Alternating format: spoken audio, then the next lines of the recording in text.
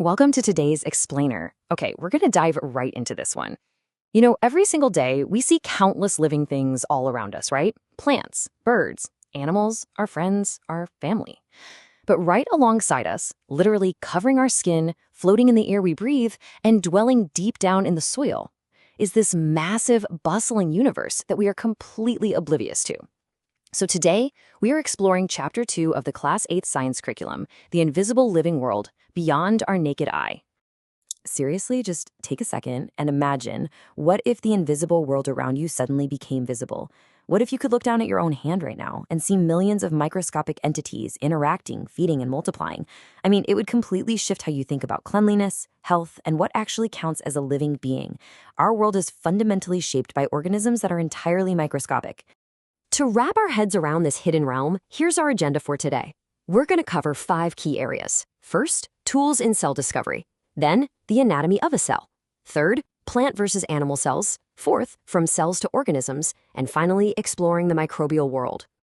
All right, let's jump right into Section 1, Tools and Cell Discovery.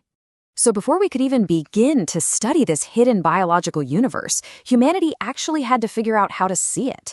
For practically all of human history, this world remained completely unknown, simply because our eyes just weren't equipped for it. The real game changer, of course, was the microscope, an instrument used to observe really small objects that just can't be seen with the naked eye. And it's wild to think about, but today we even have electron microscopes that can magnify structures up to 1,000,000 times.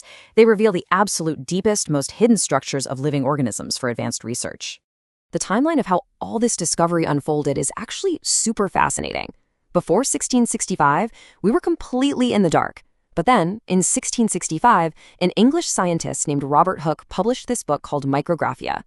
Using a microscope that magnified objects about 200 to 300 times, he looked at a super thin slice of cork, and he noticed it was made up of these tiny, empty little compartments that looked exactly like a honeycomb. He called these little rooms cells. Just a bit later, Antony van Leeuwenhoek developed even better lenses and became the very first person to actually see living microorganisms zipping around in water. Because of that, he is famously known as the father of microbiology. Which brings us to Section 2, Anatomy of a Cell. Thanks to early pioneers like Hooke and Leeuwenhoek, we now know that cells are the basic structural and functional units of all life. But what exactly are we looking at when we zoom inside one? Well, cells definitely come in all sorts of shapes and sizes. Almost every single one shares 3 foundational parts. First up, the cell membrane. This is a thin, flexible, porous outer covering. It kind of acts like a security guard, letting nutrients in and keeping waste out. Next is the cytoplasm. Think of this as the jelly-like substance filling up the cell where all the chemical reactions and life processes actually happen. And finally, the nucleus.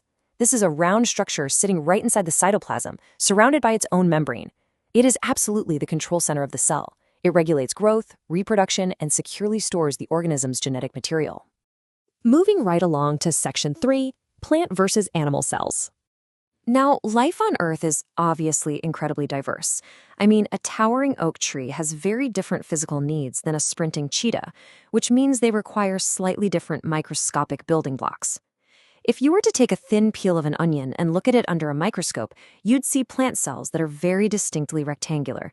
They're firmly packed together with a rigid outer boundary. Conversely, if you looked at human cheek cells, they would appear a lot rounder, a bit more regular, and pretty loosely arranged. The major structural differences here really come down to the cell wall, the size of the vacuole, and whether or not plastids are present. Let's actually break down why these specific plant features are so vital. Think about it. Plants don't have skeletons, right? So to stand upright, their cells have this rigid outer layer called a cell wall, located just outside the cell membrane. It provides strength and makes the plant firm. Secondly, plants make their own food. They do this using plastids, specifically chloroplasts, which contain that green pigment chlorophyll required for photosynthesis. Lastly, plant cells feature these massive empty spaces called vacuoles that store water, food, and waste, all while maintaining the cell's internal pressure. Animal cells, on the other hand, they're flexible, they completely lack chloroplasts, and they have very small or sometimes completely absent vacuoles. And this brilliantly illustrates one of the biggest rules in biology: form follows function. A cell's shape is entirely dictated by its day job. For example, your nerve cells, your neurons, are incredibly long and branched, so they can rapidly shoot messages between your brain and your body. Meanwhile, your muscle cells are spindle-shaped, which allows them to smoothly contract and relax so you can actually move. Okay, let's step back a bit for section 4, from cells to organisms. Now that we know what individual cells look like and how they're specialized, what happens when millions or even trillions of them start working together in harmony? Well, first off, we have to recognize that not all life is that complex. We have unicellular organisms, like the amoeba or paramecium. These guys are tiny, independent survivors. They perform every single life function, eating, breathing, reproducing, all within one single microscopic cell. But then we have multicellular organisms, like humans, animals, and plants. Here, life relies on immense teamwork. Millions of macroscopic cells divide the labor, with each performing highly specialized functions just to keep the whole creature alive. So how does that teamwork actually organize itself? Well, it happens in this brilliant 5-step biological ladder. It all starts with the cell. A group of similar cells performing the exact same function groups together to form a tissue. Different tissues working together combine to form an organ, like your stomach, for instance.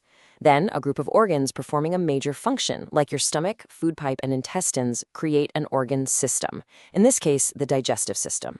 And finally, multiple organ systems operating perfectly together give us the complete organism. Life elegantly scales upward, step by step. Actually, real quick before we leave the topic of individual cells, I have to share a fun fact that might completely surprise you. When we say the word cell, we almost always think of something invisible, right? Well, the world's largest single cell measures a massive 130 to 170 millimeters. Any guesses what it is? It's the yolk of an ostrich egg, literally just one single nutrient-packed cell protected by a hard shell. Pretty wild, right? All right, our final stop today, section 5, exploring the microbial world. We've talked a lot about the building blocks of macroscopic life, but let's zoom all the way back in to look at the invisible neighbors we share this planet with, the microbes. Microorganisms are highly diverse. I mean, they are everywhere, in the air, the water, the soil, our food, and yes, even inside our bodies. They are broadly classified into a few major groups. We've got bacteria, which come in spherical, rod, and spiral shapes, fungi, which includes things like yeasts and molds, protozoa, microscopic algae, and finally, viruses. Now, what is truly bizarre here is the unique nature of viruses. Viruses exist in this strange biological gray area. They sit right on the borderline between living and non-living. They are completely acellular. They don't have cell membranes, they don't have cytoplasm. They are basically just tiny little packages of genetic instructions wrapped up in a protein shell. Outside a body, they are totally inactive. But once they enter a plant, an animal, or a human, they hijack a living host cell, essentially forcing it to act as a factory to just build more viruses. This is exactly what makes them such formidable pathogens. But hey, please don't leave here thinking all microbes are bad. In fact, we rely on friendly microbes literally every single day. For instance, in food production, yeast is used in baking. There's a famous experiment where if you add yeast to a warm sugar solution, it ferments the sugar and produces carbon dioxide gas. This very gas is exactly what inflates the dough and makes your bread so soft and fluffy. Out in agriculture, leguminous plants like beans have this amazing symbiotic relationship with rhizobium bacteria. They live in the roots and pull essential nitrogen directly out of the air to fertilize the soil. And if you've ever enjoyed yogurt or curd, you can thank lactic acid bacteria, which rapidly multiply in warm milk to create that delicious sourness. So here is the big takeaway from all of this. From the unique anatomy of plant and animal cells that build up our macroscopic bodies, all the way down to the single-celled bacteria breaking down waste in our soil, life is deeply, deeply interconnected across scales we can't even see. Which leaves us with a final, fascinating question to ponder. How did the constant, invisible interactions of these tiny beings continue to shape the ecosystems and health of our entire macroscopic world?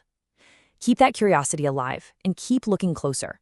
Thank you so much for joining me on this explainer of the invisible living world.